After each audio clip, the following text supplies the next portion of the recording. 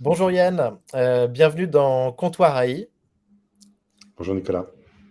Bien écoute, je suis ravi de te recevoir pour ce premier épisode de Comptoir AI, qui est une chaîne YouTube dédiée et un podcast dédié à l'intelligence artificielle générative.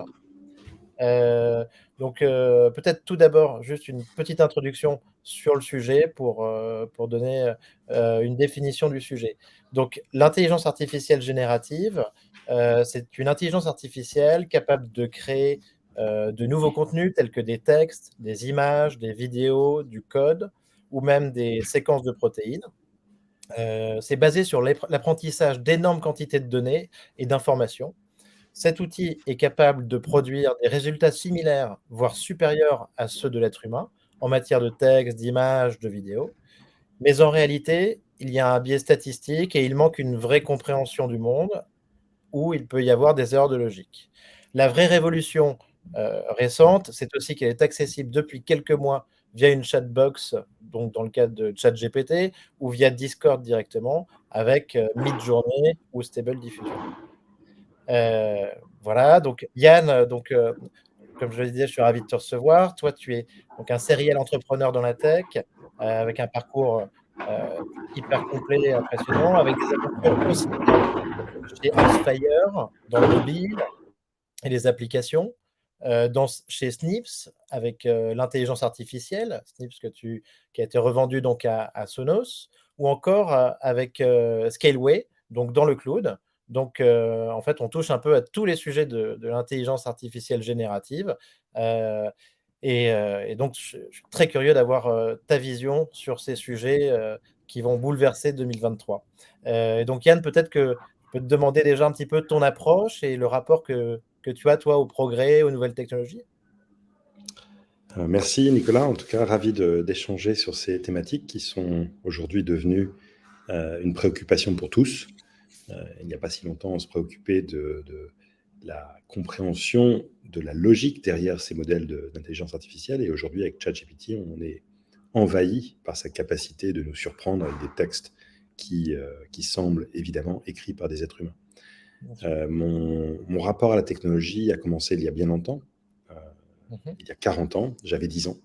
Ouais, Et ce qui est intéressant, c'est de voir comment les, les esprits créatifs, et je dis bien créatifs, d'ailleurs on pourra y revenir là-dessus, c'est-à-dire mmh, savoir si l'intelligence artificielle est créative, mais bien sûr. les esprits créatifs qui sont curieux de ce que la machine peut produire auront tendance à jouer avec la machine, jouer avec l'univers des possibles, et ne pas nécessairement se poser de questions éthiques, Ouais, puisque la machine permet d'expérimenter bien sûr. en permanence. C'est un miroir réactif, puisque lorsque l'on inscrit les commandes du code, eh bien, la machine nous dit si ça fonctionne ou pas, assez instantanément, et on peut, sans limite, sans fin, Ouais, bidouiller, euh, geek out, ouais, s'amuser à développer des technologies, des algorithmes pour en faire un produit bien ou sûr. pour prouver quelque chose.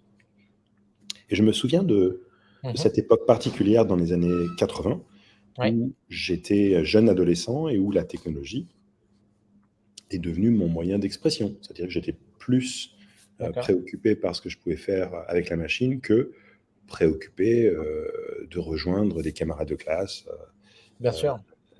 dans, Ouais. dans des endroits plus sociaux. Donc Mmh. c'est intéressant parce que on doit se poser la question aussi par rapport aux stéréotypes du chercheur-développeur Bien sûr. créatif qui va s'amuser avec des technologies qui potentiellement sont néfastes.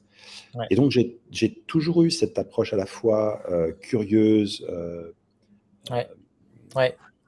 et dans l'expérimentation. Et depuis que je suis entrepreneur, c'est-à-dire une vingtaine d'années, Mmh. je me pose toujours la question de du quel côté de la technologie je me trouve, c'est-à-dire du côté où cette technologie va nous apporter quelque Ouais, chose au niveau sociétal, en plus de pouvoir faire du business, hein, parce qu'un entrepreneur en général cherche aussi à faire du business, mais aussi de se poser la question de savoir si cette technologie aura des aspects néfastes. bien sûr. Et voilà, le sujet du moment est évidemment assez anxiogène parce Ouais, qu'on ne maîtrise pas vers où tout ça va aller.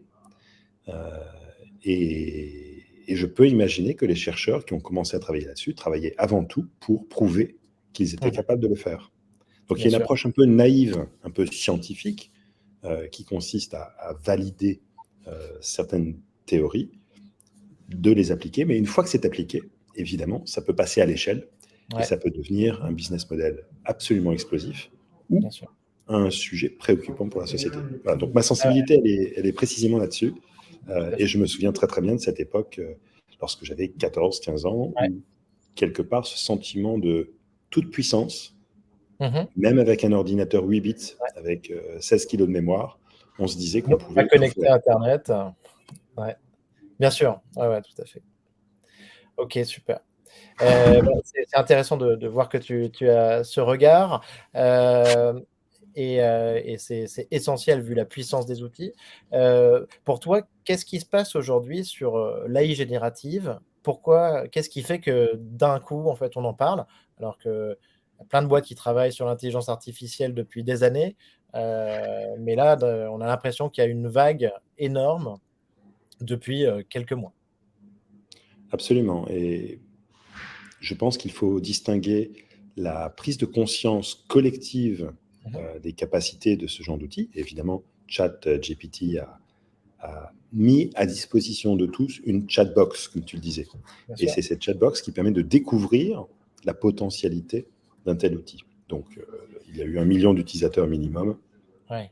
et tout le monde a partagé sur les réseaux sociaux. Donc, on peut imaginer que un demi-milliard ou 1 milliard d'humains ont été saisis par la qualité de ce que pouvait sortir ce chatbot. Donc, c'est avant tout un tipping point. C'est un Bien point de sûr. bascule parce que Mhm. le conscient collectif comprend les autres sujets d'AI générative, comme par exemple Wall-E, donc Ouais. dans les images, ont, il me semble, moins Dali, saisi Dali, Dali, Dali, pas bien Wall-E. sûr. Exact. Qui vient de, On- qui tire son nom de Wally. Ouais, tout à fait. oui, absolument. Euh, et d'ailleurs, le lapsus est intéressant, puisque là, on parle de robotique Bien sûr. éventuellement.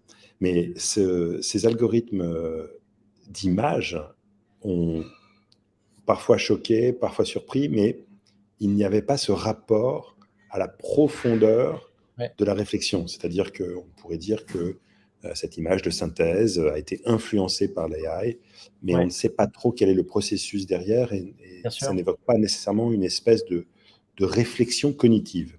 Ouais, En revanche, ChatGPT, donc l'algorithme sous-jacent de GPT, permet de penser que finalement le test de Turing a été ouais, littéralement réussi et bien sûr. qu'il y a en effet un début d'intelligence réelle derrière cette intelligence artificielle. Ouais, Donc, prise de conscience, point de bascule, alors qu'en réalité, ces technologies existent depuis quelque temps déjà, ne sont qu'évolutives, parce que avant GPT 3.5, il y avait le 3, puis le 2, puis le 1. bien sûr. De la même manière, tout le monde utilise Google aujourd'hui. Et lorsqu'on tape un mot-clé sur Google, Google Ouais, propose le mot-clé suivant.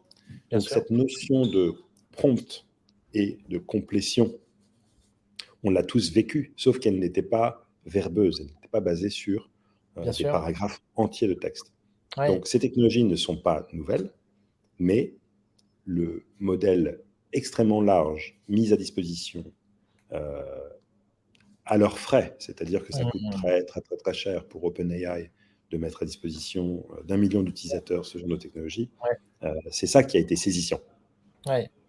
Je trouve la distinction que tu fais hyper intéressante. En effet, entre les outils visuels, DALL-E, Midjourney, Stable Diffusion et ChatGPT, et je l'avais pas vu dans ce sens-là. C'est vrai que en fait, les outils visuels sont sortis dans un premier temps, nous ont tous bluffés, mais sans la même force, sans la même prise de conscience que ChatGPT, qui, on a l'impression, rentre dans la réflexion humaine et finit peut-être par nous inquiéter un peu plus comme un robot humanoïde quand il nous commence à nous ressembler beaucoup, quoi, en fait. C'est ça. Et la réalité, c'est que, évidemment, on s'est tous crayonnés, gribouillés. Ouais, Tout le monde n'est pas artiste, tout le monde ne dessine pas, tout le monde ne sait pas gérer Photoshop. bien sûr, Des logiciels que tout le monde connaît de nom, mais pas nécessairement de fonction, alors que tout le monde parle et écrit. bien sûr. Donc c'est là où on est un petit peu gêné dans notre capacité humaine de maîtriser Mmh. un vecteur de communication. Ce vecteur de communication est en train de nous être subtilisé par une machine qui peut tout faire presque mieux que nous Ouais. pour, on va dire, 80% des tâches de rédaction. Bien sûr. Bah, tu parlais tout à l'heure du test de Turing, et c'est ce qu'on a vu. Enfin, cette semaine, on a eu, dans les dernières semaines, il y a eu ça a été incessant. Enfin, ChatGPT a passé, déjà, 4 ou 5 examens différents, le barreau de droit aux États-Unis, des épreuves de concours, en étant à chaque fois donc, admis, Mmh. heu et on peut imaginer que ça va continuer dans plein d'autres épreuves différentes et avec des notes, à chaque fois, Meilleur. supérieures, meilleures. Absolument, ce n'est que le début. Donc on peut imaginer que cette IA générative va progresser. Il y aura énormément d'entrepreneurs qui vont se saisir de l'opportunité pour créer de nouveaux business, euh, des technologies existantes qui vont être dépoussiérées et améliorées grâce à ces algorithmes et ces modèles. Donc, si je tire le fil, je me demande si on ne va pas vivre et que l'on ne va pas être les témoins d'une surenchère sur la création de contenu Ouais, tout à fait. et donc une dévalorisation du contenu, Mmh. ce qui est plutôt réjouissant parce Ouais, que ça veut dire que les humains peut-être vont devoir basculer leur expertise vers tout ce qui est sensoriel, là où les ouais, machines ne sont pas. Donc le sensoriel, évidemment, ce sont les rencontres en présentiel, ce sont les concerts ouais. dans lesquels il y a des expériences humaines assez folles autour d'un artiste, par exemple. C'est Mmh. déjà le cas, ça a toujours été le cas, mais on peut imaginer que les humains vont peut-être davantage rechercher Ouais, cette expérience qui est pure et réelle, parce que le contenu lui-même risque d'être à la fois en surabondance, mais aussi utilisé à des fins de manipulation, comme bien c'est le sûr. cas des deepfakes, comme c'est le Ouais, cas des fake news. Donc les bien fake news sûr. sont de manière générale créées par des humains à des fins de Mmh. détournement, mais des fake news massivement générées par des algorithmes qui ont cette capacité de, Ouais, de réécrire l'histoire ou d'inventer bien sûr. des histoires à dessein antagonistes Oui, risquent de véritablement définir ce que l'on appelle déjà l'époque de la post-vérité, ouais, post-truth. d'accord. C'est-à-dire que tout ce qui sera écrit ne sera plus vrai ou ne sera pas nécessairement vrai. Donc, Et que ça de peut être sur manière assez... des volumes très importants en plus, Voilà. j'imagine? Mmh. Donc, il va falloir développer Mmh. de nouvelles techniques Ouais, d'analyse.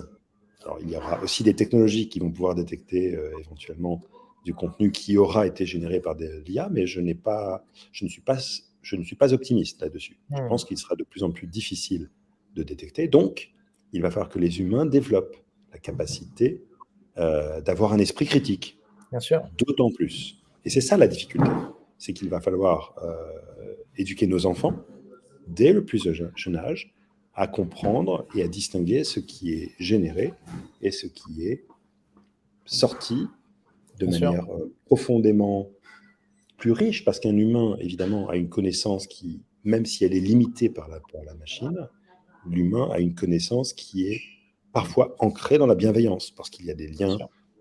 familiaux, des liens de l'enseignant vers l'élève, il y a un lien de transmission. La machine n'a pas de vocation de transmission. La machine Ouais, exécute un programme. Voilà, donc je pense qu'on va rentrer dans une ère absolument fascinante. bien sûr. Ça vient avec ses angoisses et ça vient aussi avec ses opportunités. Tout à fait. Heu, hier, j'ai organisé un meet-up, sur le sujet. Justement, c'était assez intéressant parce qu'il y avait des étudiants et il y avait des étudiants, un pharmacien, un data scientist, hem, un architecte, donc plein de personnes, qui s'intéressaient au sujet pour voir les évolutions, dans leur travail aussi. Mais les plus concernés, en fait et ceux qui pratiquent au quotidien, c'est les étudiants. Et les étudiants t'en parlaient, mais ce qu'il y a, c'est que là, c'était des étudiants qui avaient 20-25 ans, qui étaient en train de faire des études supérieures, donc qui s'étaient déjà formés une capacité de raisonnement, une capacité d'analyse. Là où c'est plus inquiétant, c'est peut-être pour des étudiants ou des enfants, en fait, au plus jeune âge. Hem, on peut penser que ça va être plus délicat de travailler et d'apprendre à penser avec, un outil comme ChatGPT, où on devra en permanence donc enfin voir à quel niveau on s'en sert et voir à quel niveau, on y croit. Absolument, mais je pense qu'il y aura aussi des évolutions. Donc, on peut imaginer, par exemple, du tutorat qui sera organisé par des algorithmes génératifs comme celui-ci, mais qui seront complétés aussi par une ponctuation qui indique la source. Donc, si par exemple la source est un laboratoire de recherche, évidemment, si ce laboratoire est connu, la machine pourra dire voilà, voilà la source qui est une source plutôt sérieuse avec Bien un taux sûr. de probabilité, par exemple. Donc, je pense qu'il y aura une opportunité pour créer une hybridation Ouais. entre un contenu généré de manière statistique. Alors, on n'a pas beaucoup parlé de la technique parce que Et tout ça est de l'ordre de la statistique. Le mot ouais, qui suit, eh bien, c'est celui qui a été rencontré le plus souvent dans le ouais. corpus fourni. Donc, cette notion de Et justement, statistique doit Yann, être complétée. je voudrais profiter de ton expertise, donc scientifique justement, peut-être pour revenir, heu, pour expliquer juste sur la définition peut-être de transformer qui a changé les choses, heu, en tant que découverte ces dernières années. Donc, sans rentrer dans les détails, parce que je suis beaucoup plus distant des algorithmes aujourd'hui que je n'étais auparavant. Euh, Même si en 92, j'écrivais moi-même mes propres réseaux de neurones Mmh.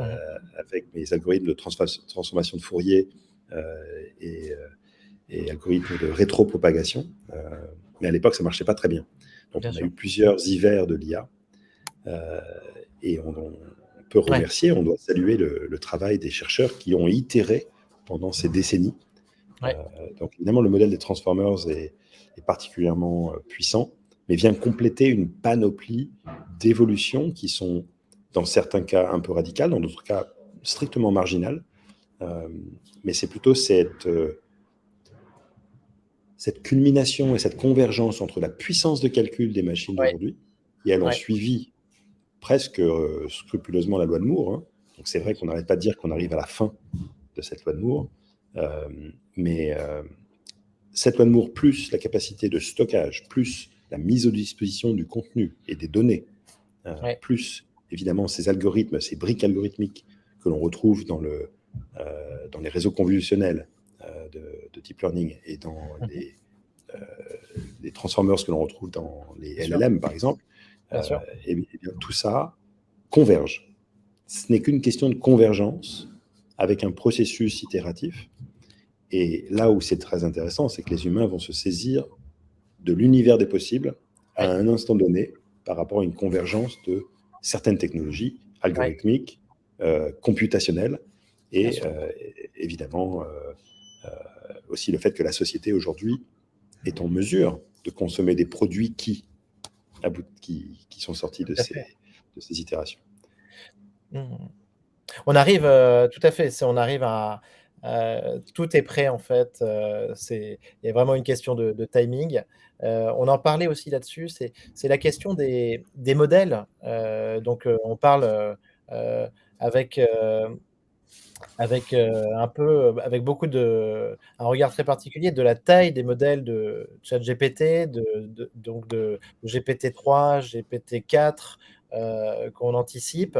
Hem et donc en fait, c'est des modèles qui sont entraînés, ça demande aussi beaucoup de puissance de calcul, et tu me disais aussi qu'un des défis aujourd'hui, c'était, ben, donc d'entraîner ces modèles, et aussi de travailler peut-être sur la compression, des données? Oui, tout à fait, parce qu'aujourd'hui, évidemment, il faut une puissance de calcul colossale. et elle n'existe pas dans un seul ordinateur ou dans un seul châssis. Bien sûr. Donc, ce calcul est distribué et rend les choses assez complexes, dans la mesure où si on veut itérer, eh bien, on doit de nouveau mobiliser énormément de machines, de ressources. Bien Je sûr. pense que le modèle GPT coûte 10 millions de dollars à entraîner. Oui, oui, tout à Un fait. entraînement. C'est pour ça que les gens disent, en effet, le modèle s'arrête en 2021. Ouais, Pourquoi? Parce qu'il y avait les données disponibles à date, puis ouais. l'entraînement qui coûte 10 millions. Et donc, évidemment, ils ne vont pas rafraîchir le modèle tous les jours. Donc, alors, tout à fait, parce que moi, c'était une des questions que je me posais sur les economics d'OpenAI. On disait que c'était très coûteux, mais donc, parce que à la fois, en fait, il y avait l'inférence donc sur chacune des requêtes, hein, où on parlait Mhm. de euh, quelques centimes ou même quelques dizaines de centimes par requête. Mhm. Quand on voit donc le nombre d'utilisateurs, 1 million à 5 millions d'utilisateurs, ça peut faire beaucoup. Mais on parlait au final de, heu, on parlait au final de quelques millions de dollars en fait, mensuels, mais il y a aussi donc une très grosse dépense sur l'entraînement des modèles. Voilà, donc tu distingues en effet la partie création du modèle qui est en amont et ensuite la Oui. partie inférence qui est récurrente à chaque usage. Ouais, C'est important que l'audience comprenne que à chaque fois qu'un utilisateur interagit avec le modèle, il y a certes cette séquence de dialogue, mais ouais, une fois que la session est finie, elle est finie.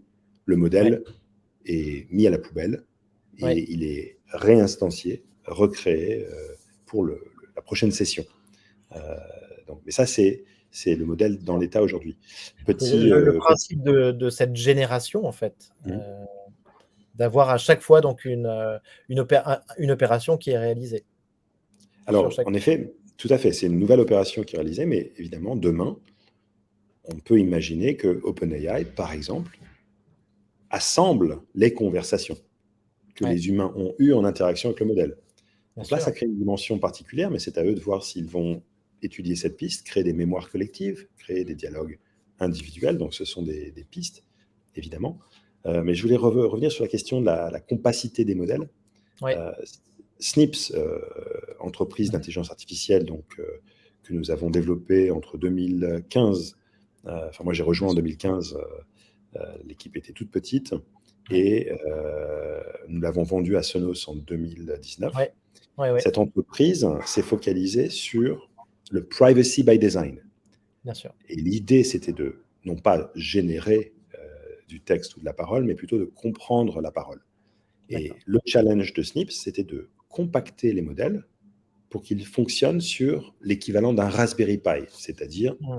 un tout petit ordinateur, et surtout qu'ils fonctionnent sur un ordinateur qui n'est pas dans le cloud, ce qui permettait de dire que la voix était traitée en local, c'est-à-dire sans passer par une dissipation, en tout cas un envoi vers l'extérieur de l'information, en l'occurrence du son ambiant. Ouais. Et cette approche qui était extrêmement focalisée sur le cas d'usage euh, a été un succès puisque Snips a été racheté par Sonos et Sonos a effectivement finalement intégré Snips dans ses haut-parleurs pour piloter la commande vocale. Donc, les modèles qui autrefois étaient conséquents, de taille Ouais. gigantesque, ne fonctionnaient que sur des gros serveurs dans le cloud, Bien sûr. aboutissent on the edge, c'est-à-dire on device, en local. Et il me semble d'ailleurs qu'aujourd'hui, et iOS et Android ont de la reconnaissance vocale qui fonctionne en local pour se substituer au clavier. Ah oui. Évidemment, on peut combiner les modèles. Donc, imaginons que ces modèles soient compressés.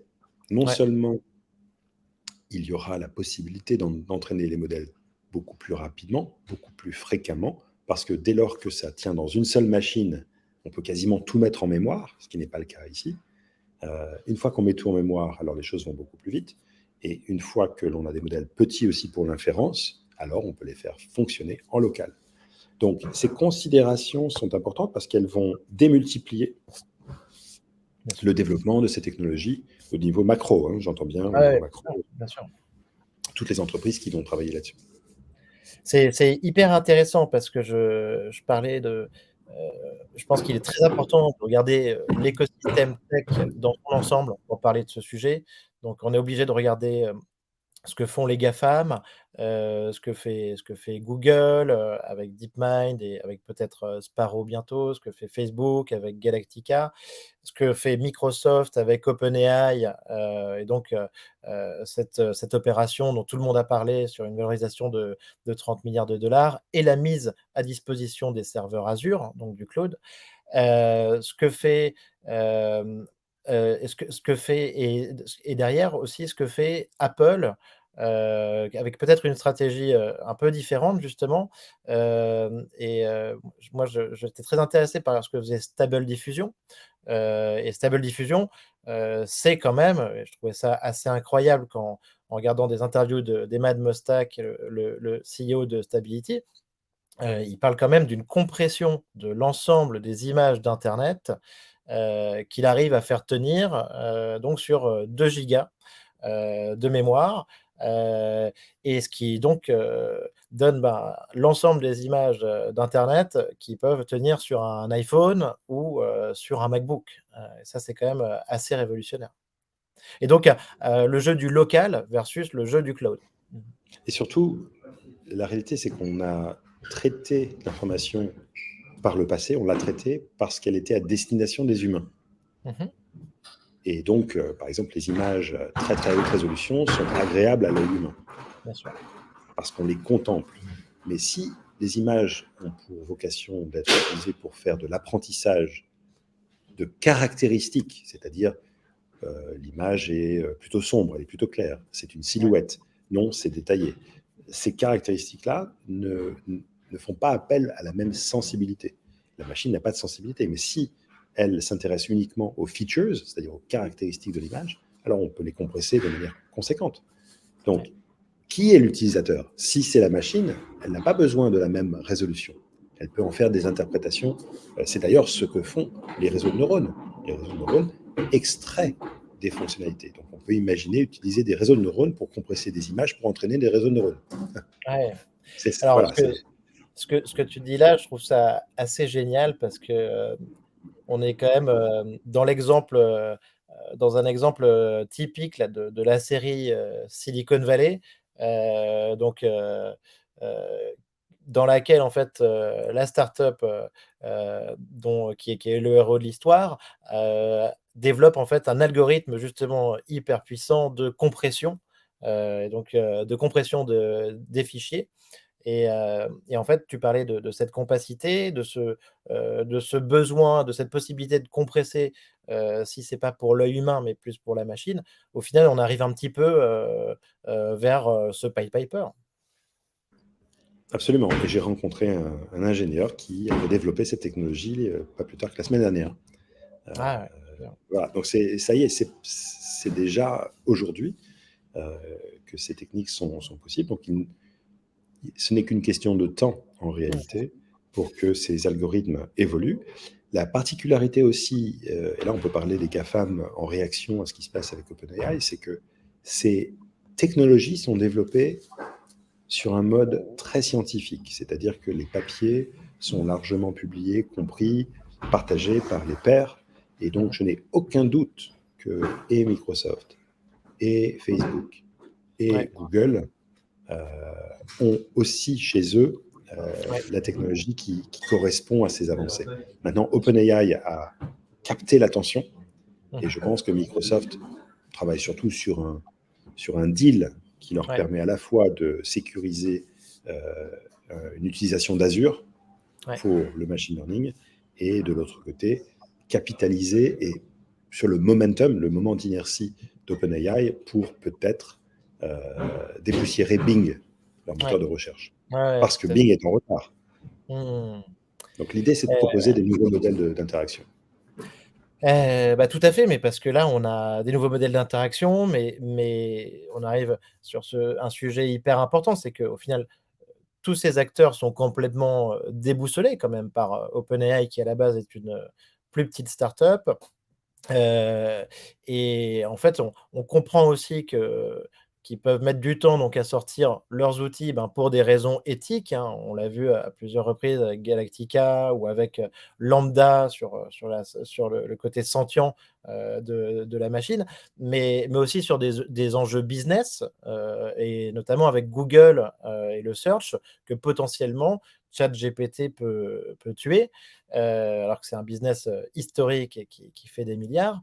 Mais c'est vrai que quand on réfléchit, à la question que quand qu'on utilise ChatGPT qui peut nous donner des réponses dans plein de situations très précises, très pertinentes, hyper rapidement, de temps en temps, on se dit, heu: «Est-ce qu'il y a donc énormément de professions dans le tertiaire, le service, qui au final, font du Google, passent leur journée à faire des requêtes Google, heu, ensuite ajoutent une couche de réflexion et créent, souvent un contenu, une présentation PowerPoint ou autre, mais qui passent leur temps quand même à faire du Google et là, d'une certaine manière, on se dit: «Est-ce que c'est on n'approche pas de la fin de ces recherches Google, de ce tri des liens sponsorisés ou classés par le PageRank, avec juste cet outil de chatbot?»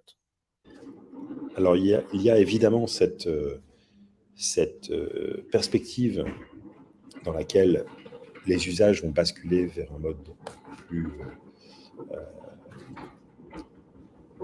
non pas transactionnel, mais plutôt conversationnel. Et Mmh. aujourd'hui, tous les utilisateurs du cloud, c'est-à-dire plus de la moitié de la population sur Terre, a été éduqué pendant 20 ans à Ouais. utiliser des mots-clés. Donc, personnellement, je n'ai pas envie d'écrire des phrases. Mmh. Bien sûr. Ça y est, on a déjà développé ces réflexes. Donc, Google a une approche extrêmement optimale d'un point de vue de l'usage Mmh. et aussi du point de vue du page ranking, c'est-à-dire que le page rank, c'est un algorithme qui a fait ses preuves. Donc, il y aura à la fois une résistance parce que les utilisateurs sont finalement suffisamment bien servis par Google et n'ont pas envie de développer une Ouais. nouvelle interaction. En revanche, on peut imaginer que l'interface vocale Ouais. est beaucoup plus propice à ce genre d'interaction qui est plus Mmh. verbeuse. Donc, je me dis que peut-être que la combinaison gagnante, c'est évidemment Ouais. Microsoft avec HoloLens, Ouais. parce que Ouais. l'interaction en réalité augmentée, qui est à la fois verbale et Bien auditive, sûr. Mmh. question-réponse, va permettre de pleinement déployer ce genre de technologie. Euh, Ah ouais. et évidemment, Apple est capable de le faire aussi. Alors, il Mmh. faut aussi se souvenir que ces entreprises, les GAFAM, les Big Tech, sont extrêmement sensibles au RGPD, par Ouais. exemple. Et donc, elles ne peuvent pas faire n'importe quoi, sinon, en effet, elles vont devoir payer 4% de leur chiffre d'affaires. Donc, je ne prends que l'exemple RGPD, mais elles ont des considérations qui sont celles d'entreprises établies. Ouais. Là où OpenAI n'a aujourd'hui aucun enjeu. Mmh. Donc, ils se permettent de faire n'importe quoi. Et si la CNIL dit, OK, très Oui, bien, 4 ChatGPT, de leur chiffre d'affaires, ça serait, 4 de c'est ça. quasiment zéro. Ouais, bien sûr. Ça. Donc, si la CNIL demande d'enlever un record, Mmh. un dossier concernant telle ou telle personne parce que la personne veut se désinscrire du contenu de ChatGPT, ça coûte 10 millions de dollars. C'est-à-dire qu'il faut enlever la source et ensuite refaire le modèle. Bien C'est sûr. dingue. Donc, on est dans des nouvelles dynamiques. Donc, il faut attendre évidemment que les use cases se matérialisent de manière concrète, Mmh. que des business models se mettent en place parce que ça ne va pas être gratuit de manière Bien sûr. infinie, indéterminée. Euh, donc, il va se passer un certain temps, notamment à cause des sujets de régulation. Euh, Ouais. et c'est plus ces sujets-là Ouais. qui m'interrogent que les sujets d'éthique, parce qu'en Bien sûr. réalité, euh, voilà, il y aura du backlash, il y aura en effet des revers de la médaille, des sujets tabous que ChatGPT ne doit pas traiter et qu'il traitera quand même, etc. Bien etc. sûr. On l'a vu avec Tai, hein, Tai Ouais. sur le corpus de Twitter, qui est un Ouais. contenu extrêmement controversé. Donc voilà, voyons voir, voyons voir. Mais Mmh. les algorithmes, eux, vont continuer d'évoluer. Bien sûr. On parle déjà des prochaines versions. Moi, j'aimerais avoir un peu ta vision aussi sur, le copyright, et l'open source, dans le sens où on on parle déjà et on va en parler toute l'année, de procès qui sont intentés par des artistes ou par Getty Images sur à Midjourney ou à Stable Diffusion, donc à des outils générateurs d'images. Euh, il y a aussi des discussions sur, pour ChatGPT dont on ne connaît pas les sources. Est-ce qu'on a le droit, en fait, de créer du nouveau contenu sans citer ses sources? Et à qui est-ce qu'il appartient? Comment est-ce que tu vois les choses, toi, au niveau de ces droits, de cette propriété? Alors, je ne suis ni scientifique, donc je ne peux ni parler précisément des algorithmes qui ont été développés dans le cadre de GPT. J'ai une idée évidemment Mmh. au niveau, mais je ne peux pas rentrer dans le détail. De la même manière, je ne suis pas avocat. Mmh. Mais il me semble que ce qui est créé par l'algorithme, de manière évidemment inspirée du corpus existant, du corpus, disons, de l'humanité, Mmh. est-ce que nous ne faisons pas, nous, exactement la même chose lorsque l'on crée quelque chose? De la même manière, les artistes disent souvent que, qu'ils s'inspirent Bien sûr. de telle œuvre ou de tel mouvement artistique qui les précède. Donc, cette inspiration est une inspiration et une itération. Donc, moi, ce qui m'intéresse dans cette question-là, c'est finalement se poser la question à l'envers, savoir si la Mmh. créativité humaine n'est pas tout simplement la combinaison de tout ce que l'on a pu voir, c'est-à-dire Mmh. évidemment une copie, synthèse et évolution par rapport à mon émotion du jour. La Je machine est, la machine est capable, elle aussi, de faire exactement la même chose. Et si on injecte un petit peu de nombre aléatoire, elle peut probablement injecter l'émotion du jour. Ouais. Donc pour moi, c'est tout à fait légitime. Et cette notion de copyright, si elle est incrémentale par rapport à la source, alors la création est nouvelle. Donc Heu, acceptable. je trouve cette vision hyper intéressante. Je pense qu'en effet, il faut bien se rappeler qu'on marche sur les épaules des géants, et en fait ce qui est c'est intéressant, c'est de voir que ces outils nous font nous poser des questions sur nous-mêmes et sur notre approche. Et heu et je pense que c'est une très bonne manière de voir les choses, et que c'est une très bonne réponse. Hem Au niveau peut-être des possibilités, des découvertes à venir, toi Yann, enfin, on imagine, on aimerait avoir des découvertes dans des nouveaux médicaments, des nouvelles, protéines, réussir à réduire la pénibilité de certains boulots, certaines tâches, pouvoir se concentrer sur, les activités à plus forte valeur ajoutée. Comment est-ce que tu vois les choses, toi, un petit peu sur, ces futurs, sur les découvertes vers lesquelles ça peut nous mener? Je pense que ces technologies vont probablement nous aider à passer un cap Mmh mh. sur certains sujets. Euh, sur des sujets strictement scientifiques, sur des sujets euh, qui sont de l'ordre de la recherche pure, peut-être même en mathématiques, nous permettre de craquer quelques problèmes, donc du théorique jusqu'à l'appliqué, trouver des molécules particulières en itérant tellement vite, tellement bien qu'il faudrait des centaines d'années aux humains pour le faire. Les humains, au bout de quelques heures de concentration, sont épuisés. Mmh. Et sur des sujets extrêmement complexes, évidemment, voilà, nos limites sont très vite atteintes. Donc je pense que les machines, les algorithmes vont nous aider à passer certains caps jusqu'ici considérés comme inatteignables. Je le crois sincèrement. Mais pour répondre à la question peut-être ultime de la singularité ou de l'intelligence artificielle généralisée, elle ne sera que le fruit d'une d'une superposition de breakthroughs. Ouais, Donc je ne crois pas en une évolution de l'intelligence artificielle de manière non pas linéaire, exponentielle, mais exponentielle. continue. Je Mmh. crois plutôt en des évolutions euh, des technologies Ouais. qui vont aboutir à un modèle qui, je l'espère, sera celui qui va permettre à l'espèce humaine de se préserver. Ouais.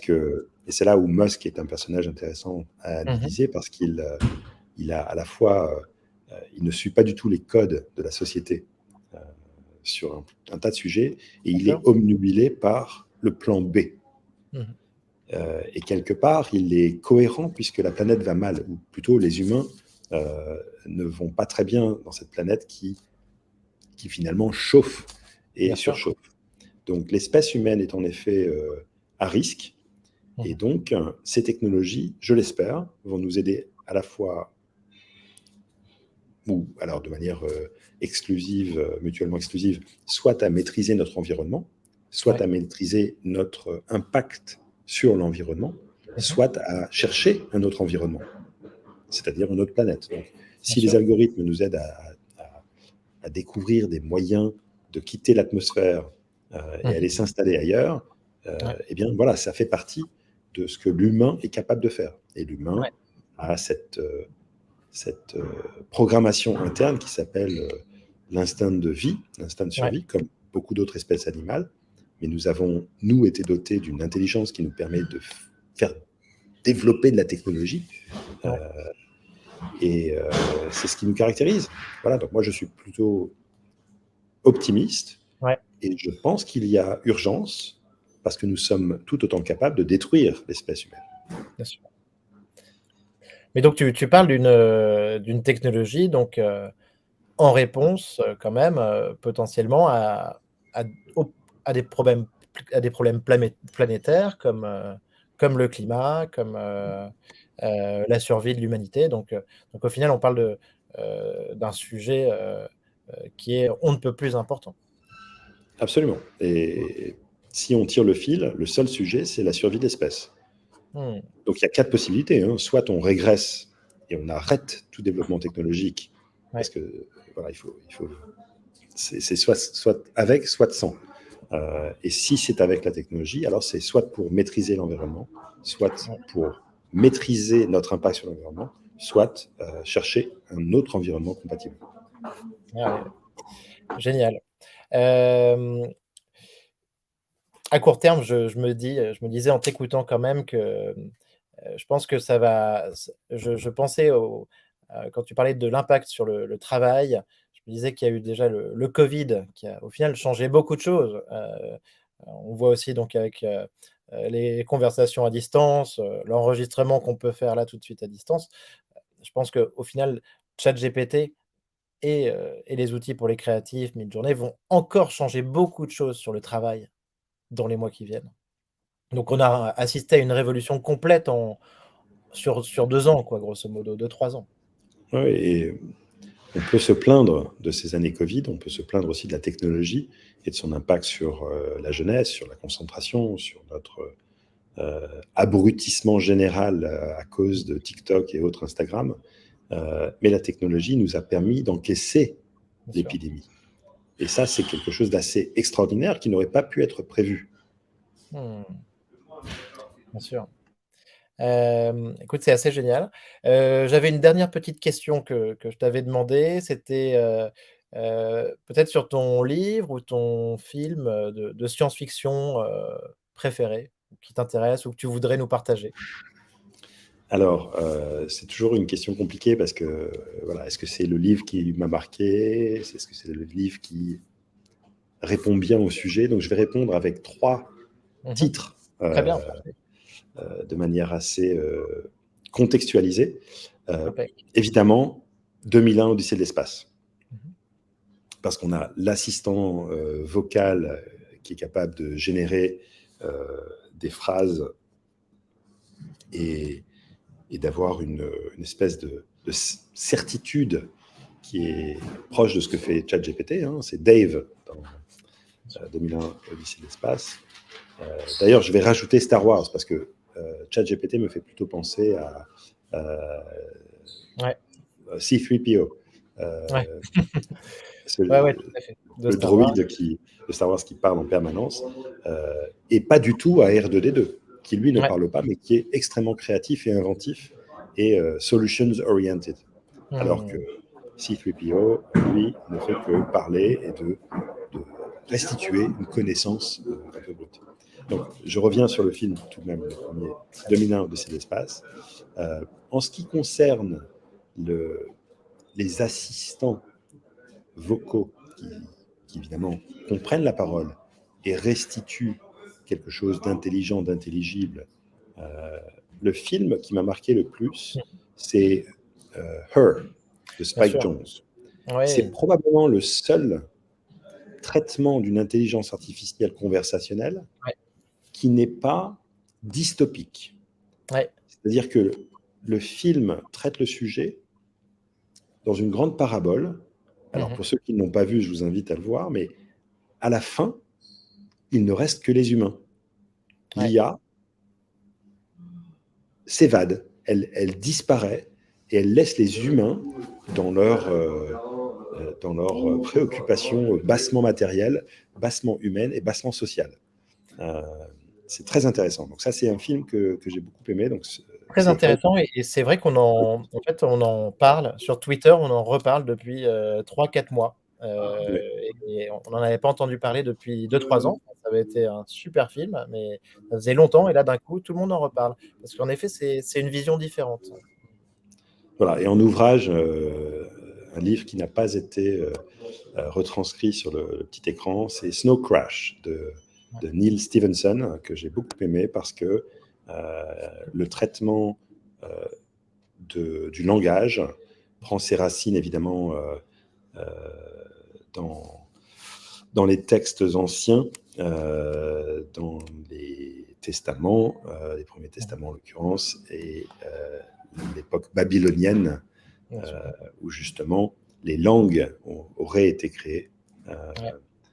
Et donc, ce livre est intéressant parce que, évidemment, on est dans un monde futuriste qui d'ailleurs traite le sujet de la métaverse. Oui. C'est dans ce livre que naît la terminologie métaverse.